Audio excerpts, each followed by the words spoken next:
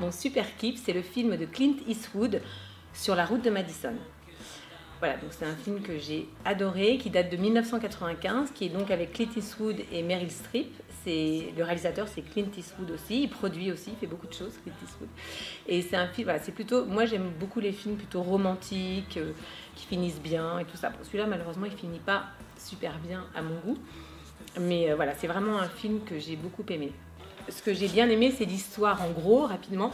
C'est deux enfants, enfin le frère et la sœur, qui sont adultes et qui retournent dans la ferme de leur maman, Meryl Streep, donc, qui s'appelle Francesca, qui vient de mourir. Et donc, il faut qu'ils organisent l'enterrement. Et ils pensent l'enterrer, et en fouillant dans les affaires de sa mère, de leur mère, ils vont trouver, en fait, elles vont leur demander, elle ne veut pas être enterrée, elle veut pas être inhumée, mais elle veut qu'il y ait une crémation, et que ses cendres soient jetées en haut du pont de Roseman. Et donc là, les enfants ne comprennent pas, ils voulaient l'enterrer dans le même caveau que son mari, qui est mort, etc. également.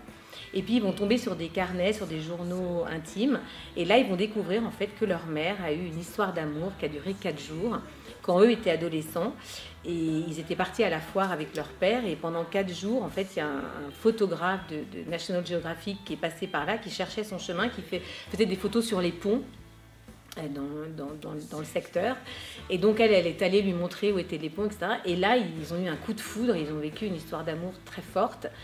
Et au bout de ces 4 jours, en fait, le mari et les enfants revenaient, et lui, le photographe, disait à Francesca, viens, pars avec moi, on s'aime trop, c'est pas possible. Et elle, en fait, voilà, soit elle restait avec son mari, qu'elle aimait bien, mais voilà, sans plus, mais elle se disait qu'elle devait pour ses enfants rester. Et il y a cette fameuse scène qui est incroyable où elle est dans la voiture avec le beau Clint Eastwood. On a tous envie de partir avec Clint Eastwood, bien sûr. Et donc elle est là et lui dit mais reste avec moi. Et c'est super bien filmé parce qu'il prend son temps et on voit qu'elle hésite et elle ne sait pas et elle a envie, elle est partagée et elle ouvre la porte, elle l'ouvre pas et puis paf, elle l'ouvre et elle part et c'est poignant, quoi. Puis tout est résumé là-dedans, dans cette scène-là, quoi. Donc c'est super fort. Et puis, bon, c'est vrai que c'est filmé aux États-Unis. Il y a des très beaux...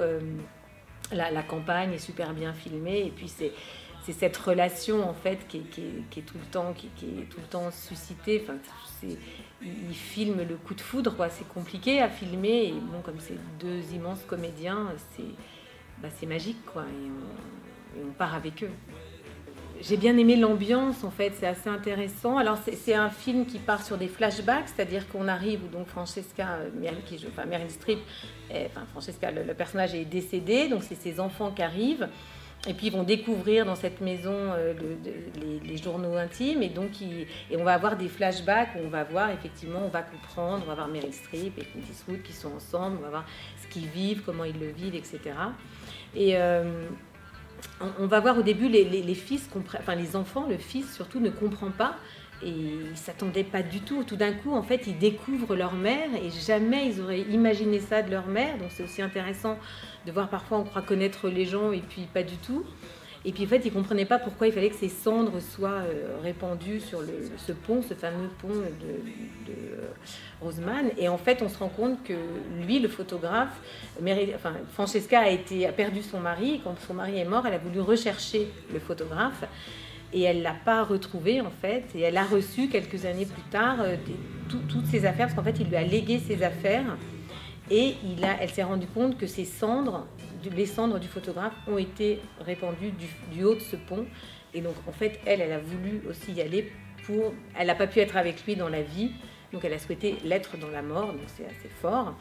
Et du coup, en fait, on voit toute l'évolution des enfants qui vont comprendre et qui vont comprendre leur mère et qui vont en même temps être super étonnés parce qu'ils n'auraient jamais imaginé ça. Donc c'est toute la façon dont... Et je trouve que c'est intéressant de revenir dans des flashbacks et de comprendre. Voilà. Je trouve ça intéressant, ce film. Ça parle en fait de la vie, de la mort, et puis il faut peut-être pas avoir de regrets, en fait. Il faut essayer de... Et je me dis, est-ce qu'elle a eu... Parce qu'une fois qu'il est parti, ils ne se sont jamais revus, mais elle a toujours vécu avec lui, en pensant à lui. Et donc je me dis, voilà, peut-être que dans la vie, il faut essayer de ne pas avoir de regrets.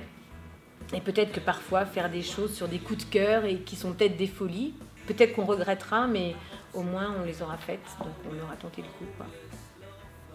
À la fin du film, je me suis dit, franchement, j'ai voulu me poser la question et je me suis dit, moi je crois que je serais restée quand même avec lui, avec le photographe.